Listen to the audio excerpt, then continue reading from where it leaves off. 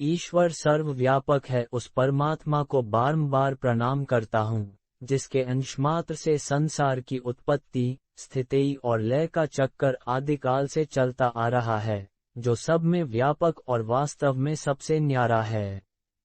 जड़ चेतन में व्यापक होने के कारण सब काल और सब वस्तुओं में सर्वदा मौजूद है। अपनी अज्ञानता के कारण ही उससे मिलने में देरी है। संत महापुरुष तो केवल संकेत मात्र ही देते हैं, किंतु उसका अनुभव तो भवयम के द्वारा ही करना पड़ता है। वह तो केवल अनुभवगम्य मात्र ही है। उसका अनुभव आज करें, चाहे 10 दिन, 10 वर्ष या 10 जन्म के बाद करें, पर करना स्वयं को ही है, स्वयं में ही है। बिना अनुभव किए परम शांति को प्राप्त करना दुर्लभ ही नहीं अपित असंभव है। ईश्वर सर्वव्यापक है। ईश्वर, परमात्मा या ब्रह्मांडीय शक्ति, इसे किसी भी नाम से पुकारें, ये सत्य अपरिवर्तनीय है कि वह सर्वव्यापक है। वह शक्ति है जिसके अंशमात्र से इस संसार की उत्पत्ति, स्थिति और विनाश का क्रम आदिकाल से चलता आ रहा है। वह सभी स्थानों, समयों और वस्तुओं में समान रूप से विद्यमान है। जड़ और चेतन दोनों में उसकी व्यापकता है। वह संसार में सब कुछ है और फिर भी सबसे न्यारा है। ईश्वर की सर्वव्यापकता का अर्थ यह नहीं है कि वह केवल एक सजीव सत्ता है जिसे देखा या महसूस किया जा सकता है।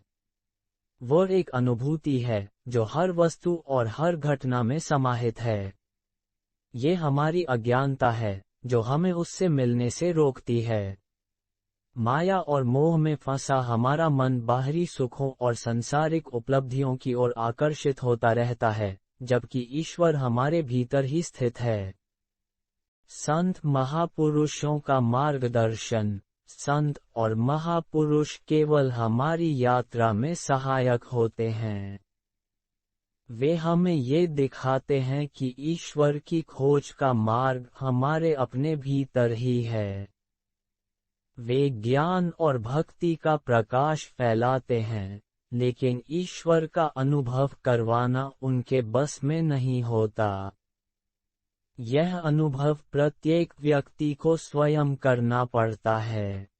यह एक व्यक्तिगत यात्रा है, जिसे कोई और आपके लिए नहीं कर सकता। संत महापुरुष ये सत्य बार बार बताते हैं कि ईश्वर को पाने का मार्ग सरल है, लेकिन इसे पाने के लिए समर्पण, धैर्य और आत्म अवलोकन की आवश्यकता है।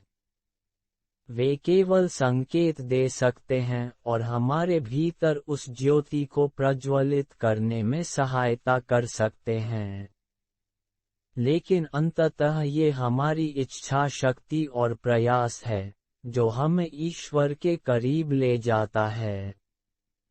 अनुभवगम्य मात्र। ईश्वर को केवल अनुभव के माध्यम से जाना जा सकता है। यह अनुभव मानसिक या शारीरिक स्तर पर नहीं होता, बल्कि आत्मा के स्तर पर होता है। ये शब्दों से परे है और इसे समझाने के लिए कोई भाषा पर्याप्त नहीं है। ईश्वर का अनुभव ऐसा है जो व्यक्ति के जीवन को पूरी तरह से बदल देता है। यह अनुभव आज हो सकता है, 10 दिनों में हो सकता है, या फिर 10 जन्मों बाद, लेकिन ये तय है कि इसे स्वयं को ही प्राप्त करना होगा। कोई और इसे हमारे लिए नहीं कर सकता। ये भी निश्चित है कि बिना इस अनुभव के जीवन में परम शांति और संतोष असंभव है। अज्ञानता और देरी। हमारा मन और बुद्धि अक्सर अज्ञानता और भ्रम में फंसे रहते हैं।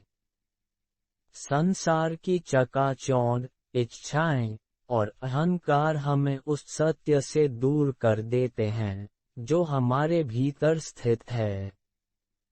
हमारी आत्मा ईश्वर से जुड़ने के लिए तत्पर है, लेकिन हमारा मन सांसारिक सुखों में उलझा हुआ है। ये देरी हमारी अपनी बनाई हुई है।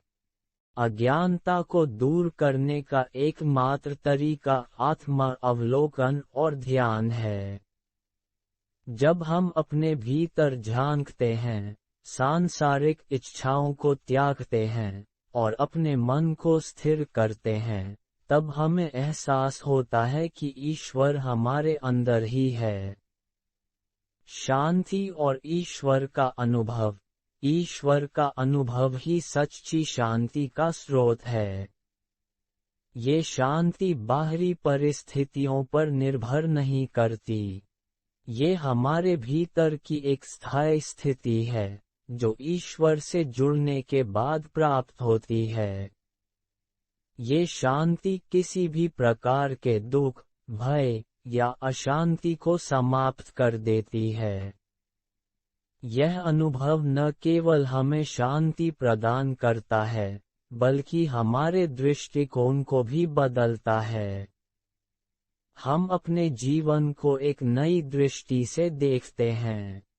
हमारा अहंकार समाप्त हो जाता है और हम हर प्राणी में ईश्वर का अंश देखने लगते हैं। भक्ति और ध्यान का महत्व। ईश्वर को पाने का मार्ग भक्ति, ध्यान और आत्म संयम के माध्यम से है। भक्ति का अर्थ केवल धार्मिक अनुष्ठानों का पालन करना नहीं है। इसका अर्थ है अपने मन, विचार और कर्म को ईश्वर के प्रति समर्पित करना। ध्यान के माध्यम से हम अपने मन को स्थिर करते हैं और अपने भीतर की दिव्यता को पहचानते हैं। यह एक साधना है जो हमें माया और मोह से मुक्त करती है और हमारे भीतर स्थित ईश्वर को प्रकट करती है। संतुष्टि और शाश्वत आनंद। ईश्वर का अनुभव करने के बाद व्यक्ति को शाश्वत आनंद और संतुष्टि प्राप्त होती है। यह आनंद ऐसा है जो किसी भी भौतिक वस्तु से प्राप्त नहीं हो सकता। यह आत्मा का आनंद है जो ईश्वर से जुड़ने के बाद ही संभव है। यह आनंद व्यक्ति को न केवल अपने जीवन में बल्कि दूसरों के जीवन में भी प्रकाश फैलाने के लिए प्रेरित करता है। यह उसे दया, करुणा और प्रेम से भर देता है। निष्कर्ष, ईश्वर सर्वव्यापक है। वह जड़ चेतन, समय और स्थान की सीमाओं से परे है। वह हर वस्तु और हर प्राणी में समान रूप से विद्यमान है। उसे पाने का मार्ग हमारे अपने भीतर है। संत महापुरुष हमारे मार्गदर्शक हो सकते हैं, लेकिन इस यात्रा को हमें स्वयं ही तय करना होगा। ईश्वर का अनुभव ही जीवन का परम उद्देश्य है। इसे प्राप्त करने के लिए भक्ति, ध्यान और आत्म अवलोकन आवश्यक है। जब हम इस अनुभव को प्राप्त कर लेते हैं, तब हमें वास्तविक शांति और संतोष का अनुभव होता है। यह अनुभव हमें संसार के हर प्राणी में ईश्वर का अंश देखने की दृष्टि देता है और हमें एक बेहतर इंसान बनाता है। इसलिए हमें अपनी अज्ञानता को त्याग कर ईश्वर की ओर अग्रसर होना चाहिए। यही जीवन का सत्य है और यही जीवन की सफलता का मार्ग है।